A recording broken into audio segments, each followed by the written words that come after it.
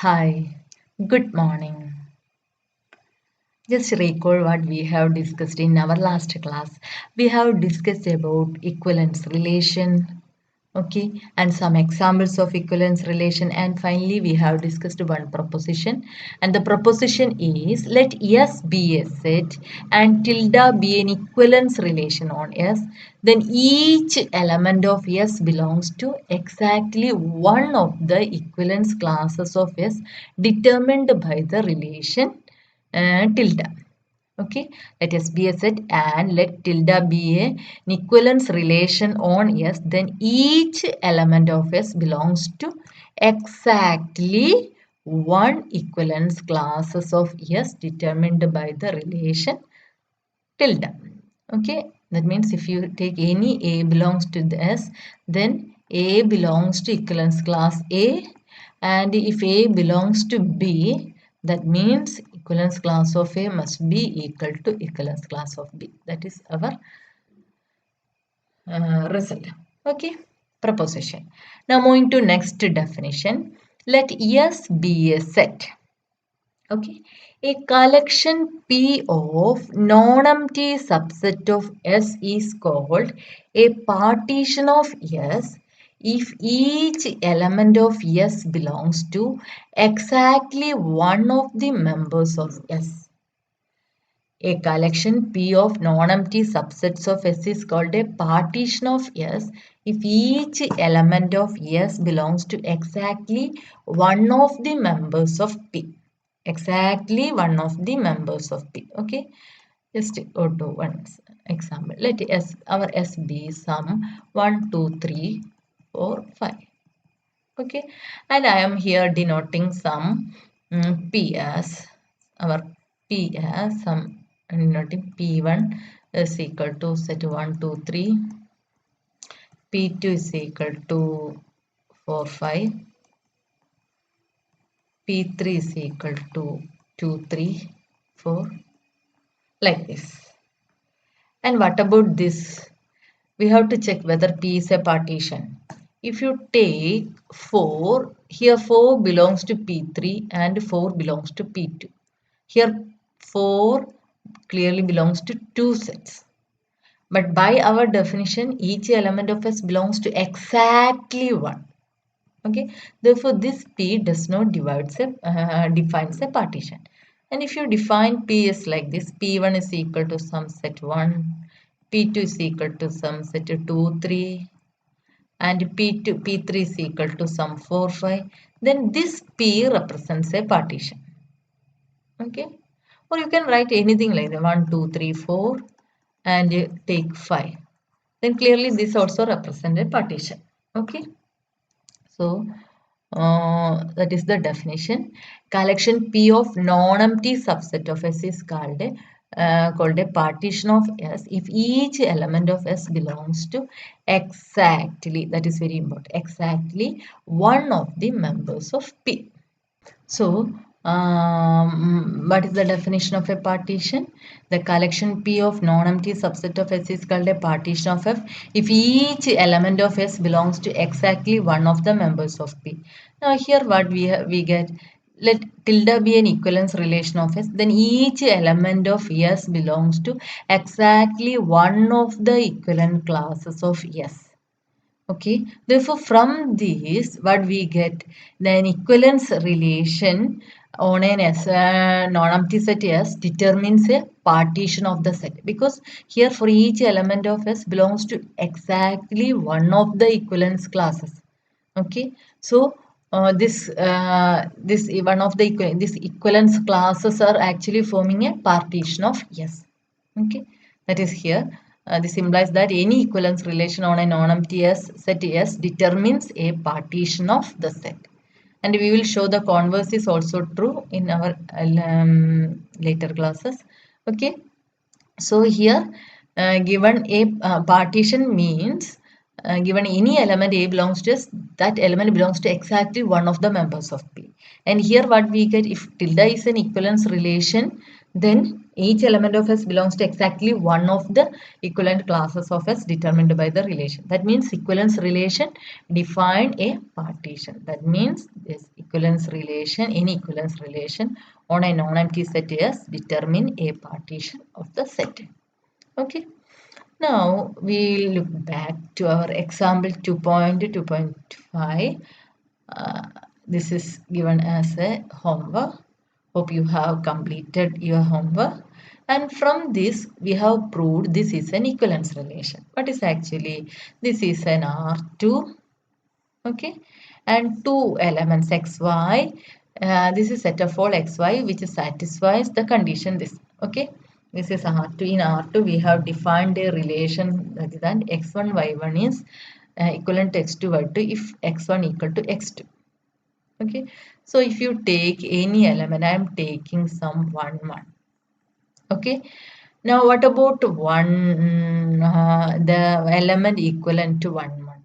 This is actually equal to some x1 y1 or x2 y2, such that x1 for 1 we have x2. So 1 equal to x2 means 1 1 related to 1 y2. Y2 may vary. So the equivalence class containing the point 1 1 is the set of all those points with y2 varies. X coordinate is 1, y2 varies. That means x coordinate is 1, y2 varies. X coordinate 1, y2. These all these points belongs to okay. So the equivalence class containing 1 1 is actually a line. Okay, so line passes through 1 0 or line parallel to y-axis, or this is the line x is equal to 1. Okay, and another if you consider this one, and we will get this.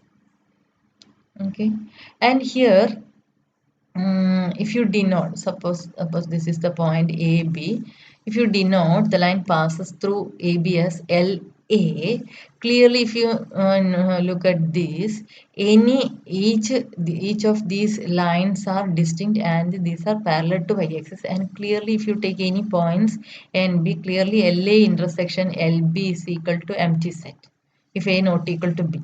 Okay, if you take x equal to 1 and x equal to 2, clearly both the lines are disjoint. Okay, intersection is empty. That means this set, this is the equivalence relation, and this actually partitions our R2. Okay, so if you look at this, the equivalence class AB consists of all points in the plane that have same first coordinate. If the equivalence class of AB is just line x equal to A, we have already discussed, which is, we will denote it as LA, then some distinct vertical lines are parallel, and we see that LA intersection then since distinct vertical lines are parallel, we see that LA intersection LB is not equal to empty for A not equal to B. And we can summarize by saying that each point in the plane belongs to exactly one of the equivalence classes LA. Clear? Okay. If you take any point, then that point belongs to exactly one equivalent class. Okay. Actually, this equivalence class defines a partition. Okay. So equivalence relation that we have defined in 2.2 partitions in the Euclidean plane R2 by using the collection of all vertical lines. And here in R2 we can define another partition in R2 if you consider this line.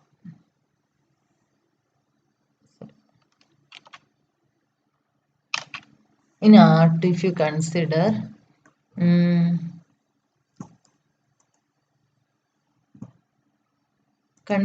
first you consider x-axis. This is actually x-axis I am drawing. Okay, so x-axis is actually the line y equal to 0. And if you consider the line y is equal to some ka, let the line y equal to we denote as s now, and ka, and let SA be the line y equal to k a, the set of all y equal to k minus set 0 0 ordered pair 0. Then this the actually SA is the line y equal to ka without the origin, okay, except the origin. If you consider these lines and S infinity is the y-axis, okay, then clearly these rays, okay, these like this we will get like this, okay, as k varies we will get or rays like uh, okay, clearly these rays represent a partition of R2. Okay, if you take any point, that point belongs to exactly one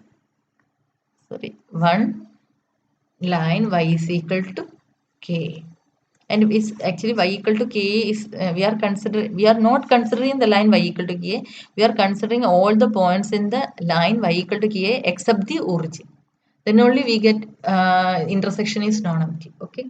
And for the S naught we are considering the line considering the x-axis, okay. Then this also partitions R2. Now next partition is R2. This is the we have to say line radiating origin. First S naught be the x-axis and y equal to 0. Like this S infinity. So each point belongs to x-axis. Okay. Now the next is the collection of all circle. We have defined a partition and we can like this. Okay, this point first one, then second like this. If you consider circles like this, then these circles also clearly partitions are two, okay. For this we can define equivalence relation like this. If you take any point in this, what about points in circle? Suppose if xy points in circle, clearly s square plus y square, okay, equal to some r square. So if you define relation xy related to ab, or x1 y1 is related to x2 y2 if they are represent same circle, that means x1 square plus y1 square is equal to x2 square plus y2 square, then clearly you can easily prove that this is an equivalence relation, and this equivalence relation actually partition r into r2 into, okay, R2, and each cell in the partition is actually circles, okay, corresponding to this equivalence relation, okay.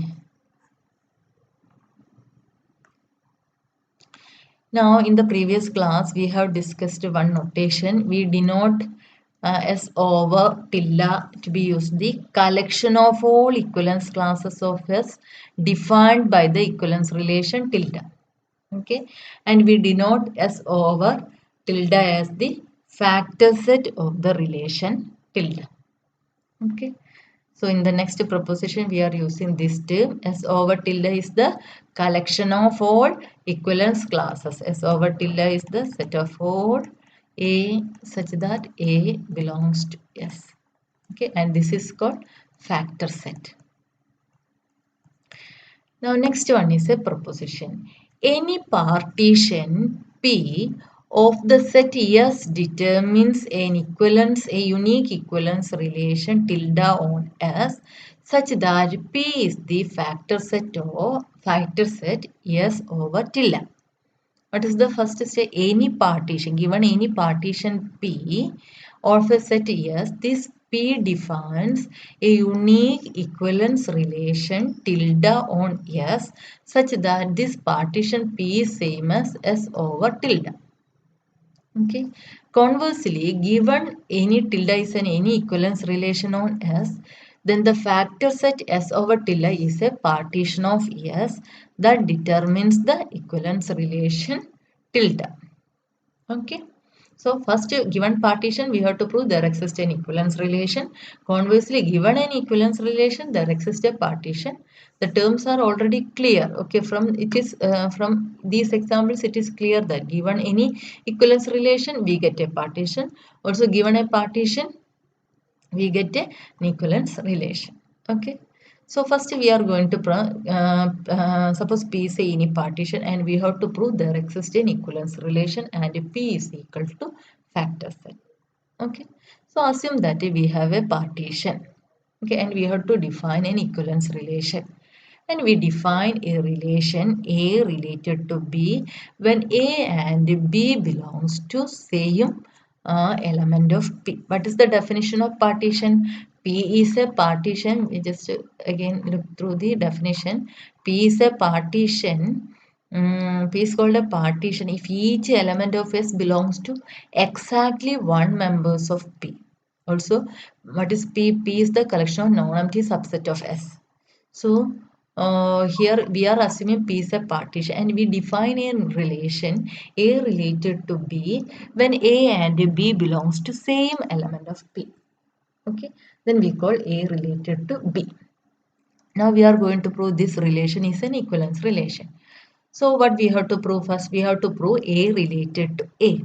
Once again, we have given a partition.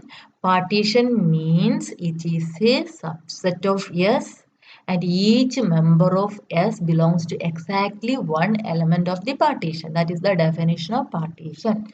So corresponding to this partition, we are defining a relation. And the relation is two elements A comma B of S related if A and B belongs to same element of P. If A and B belongs to same element, then we call A and B are related. Now we have to prove this is an equivalence relation. So we have suppose this is P1, P2, P3 like this, okay? And suppose we are defining A related to B if A and B belongs to same.